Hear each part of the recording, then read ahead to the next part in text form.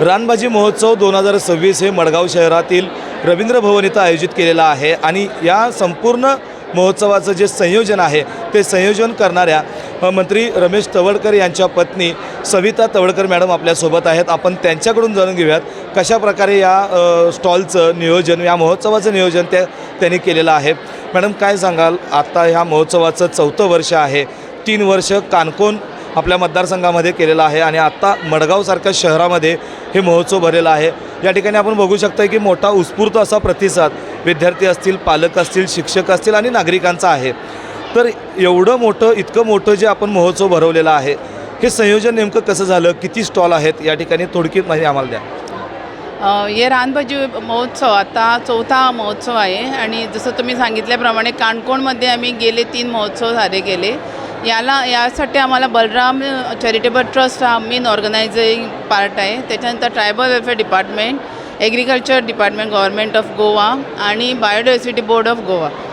So यांच्या संयोगाने हा दरवर्षी चालू आहे. आम्ही सेल्फ हेल्प ग्रुप, हायस्कूल्स आणि अंगणवाडी यांच्या सगळ्यांच्या आधी बैठका घेतो. 1 महिना आधी त्याची तयारी सुरू करतो.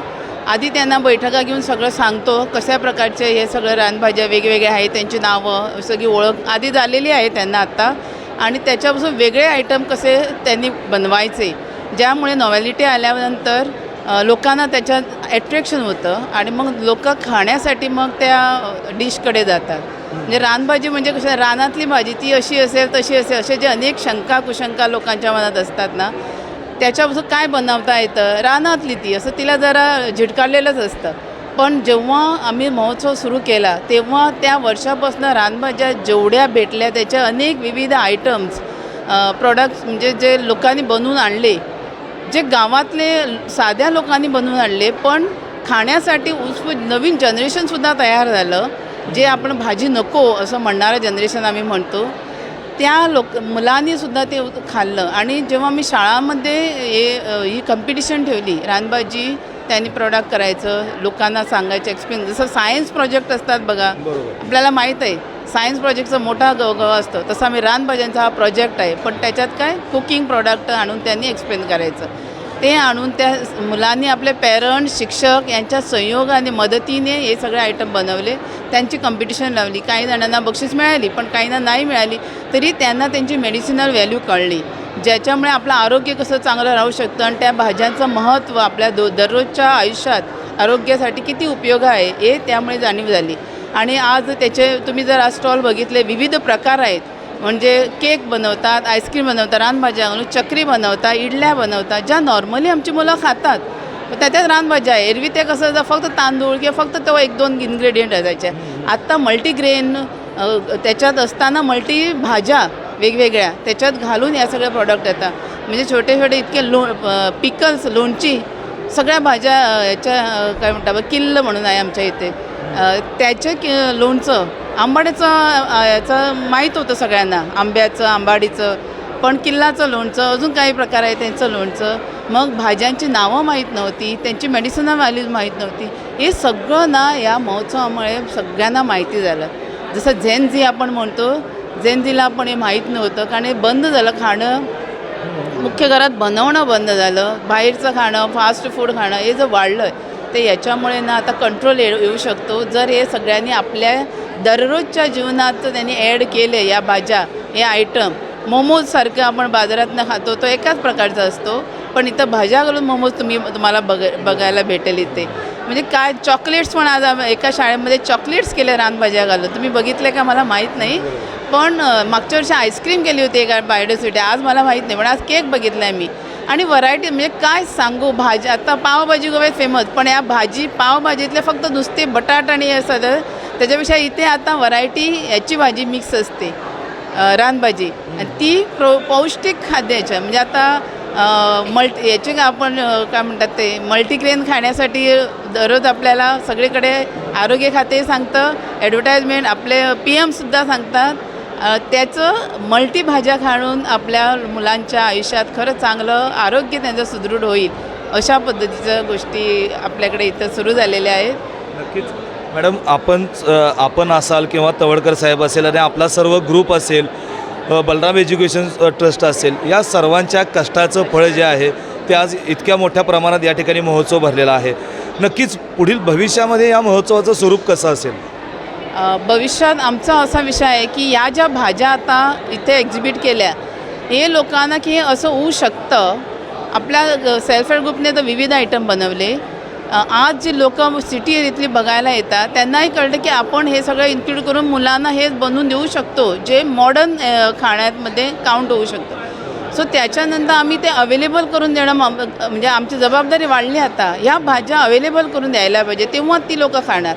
त्यामुळे आता म्हणजे मगाशी दिव्याराणे जे आमच्या आमदार आल्या होत्या कॉर्पोरेशनच्या त्यांनीसुद्धा सजेस्ट केलं. दिगंबर सर आले होते मिनिस्टर, त्यांनीसुद्धा सजेस्ट केलं की अवेलेबल करूया. गव्हर्मेंट थ्रूसुद्धा हॉर्टिकल्चरमध्ये ते घेतलं आहे तर मग त्याचं उत्पन्न काढण्यासाठी पुन्हा त्याची शेती पण सुरू करता येईल. म्हणजे ती रानभाजी भेटते पण दुर्मिळ आहे, जाऊन शोधून आणायला वेळ जातले. त्यामुळे तो एक विषय आम्ही याच्यापुढे घेणार. आणि हा महोत्सव आता जसं आम्ही आधी गावात करत होतो म्हणजे काणकोण भागात, आज आम्ही मडगाव शहरात आणलं. शहरी लोक इथं बघतात. तसं पुढे पणजीसुद्धा होऊ शकतं आणि त्याचं टुरिस्ट तिथले लोक त्याचाही फायदा होऊ शकतो. म्हणजे अशा पद्धतीने ते देशाबाहेरही जाऊ शकतं. नक्कीच आज आपण मॅडम बघतोय की असंख्य अशा महिला या ठिकाणी विविध पदार्थ घेऊन आलेल्या आहेत. या महिलांसाठी एक या महोत्सवाच्या निमित्तानं एक व्यासपीठ आपण उपलब्ध करून दिलेलं आहात. भविष्यात असा कोणता एखादा आउटलेट किंवा एखादं शॉप असे असेल की बाबा ज्या ठिकाणी रानभाज्यांचं प्रोडक्ट किंवा जे पदार्थ आहेत ते मिळतील, असं काही उपक्रम आपण महिला म्हणून काही करणार आहात का? हो, मी आज ना सकाळपासून माझ्या डोक्यात तो विषय सुरू झाला आहे की इतके सुंदर आणि व्यवस्थित रित्या या लोकांनी सगळे आयटम आमच्या सेल्फ हेल्प ग्रुपाच्या महिलांनी आणलेत आणि इमॅजिन केल्या नव्हत्या आम्हीसुद्धा की इतकं सगळं बनू शकतं. तर याला आता कुठल्या तरी त्यांच्यासाठी म्हणजे या महिलांसाठी एखादा आउटलेट बनवायलाच पाहिजे आपण. आणि मी मगाशी म्हटलं तसं हॉर्टिकल्चरमध्ये ह्या भाज्या उपलब्ध करून देऊन लोकांनी शहरी भागात त्या खाव्यात, विकत न्याव्या आणि आपल्या कुणाला पाठवाव्यात तर सुद्धा ते पाठवू शकतात. आणि या डिशेस ज्या आहेत त्या 5 स्टार हॉटेलमध्ये आपल्याला इंट्रोड्यूस करण्याची संधी भेटू शकते. इथे आज अनेक लोक आलेले आहेत, त्याच्यातसुद्धा असे ओनर्स बिझनेसवाले आहेत, त्यांनीसुद्धा हा आयटम एखादा बघितला, टेस्ट केला तर त्याची रेसिपी पण ते म्हणजे कॅप्चर करू शकतात. आणि त्यामुळे या हे जे प्रोडक्शन आहे आता चकऱ्या वगैरे त्या असं पॅकेट होऊ शकतं, ड्राय आहेत त्या वेटला जरा डिफिकल्टी येऊ शकते. त्यामुळे ते अशाच वेळी कधीतरी ते जेव्हा फूड एक्झिबिशन असेल तेव्हा ते या ग्रुपना वगैरे पाठवून आम्ही करू शकतो. आणि जेव्हा एखादे बुफेज ऑर्डर करतात तेव्हा आता हे आयटम ॲड होईल नॅचरली. त्यामुळे बुफेवाल्याला पण आपला रानभाज्याचा एखादा आयटम त्याचे ॲड करू शक्य आहे होईल याच्यानंतर. आणि काहीतरी वेगळा मार्गाने हॉटेलही एक रानभाज्याचं तर होऊ शकतं याच्यापुढे. इथे फक्त रानभाजीचे प्रॉडक्ट उपलब्ध आहेत, तुम्ही येऊन खाऊ शकता, अशा पद्धतीचंही एखादं हॉटेल होऊ शकतं. नक्कीच या अनुषंगानं का होईना महिलांना एक आर्थिक साक्षरता सधनता त्यांना निर्माण होईल. तर आपण पाहिलं की 4 वर्षांपूर्वी लावलेलं रोपटं, रानभाज्या महोत्सवांचं लावलेलं रोपटं आज एक वटवृक्षामध्ये रूपांतरित झालेलं आहे. आणि नक्कीच या महोत्सवाचा फायदा जो आहे तो महिलांना तर होणारच आहेत, आर्थिक सधनता होण्यासाठी होईल. मात्र ज्या घरांमध्ये या रानभाज्या बनवल्या जातील, त्याचे पदार्थ बनवले जातील, ते संपूर्ण कुटुंब नक्कीच सुदृढ राहणार आणि निरोगी राहणार यात शंका नाही. अशा प्रकारच्या प्रतिक्रिया आपल्या तवडकर मॅडमने आपल्यासमोर बोलताना व्यक्त केलेल्या आहेत. लाईव्ह मराठीसाठी सद्दाम अली, मडगाव, गोवा.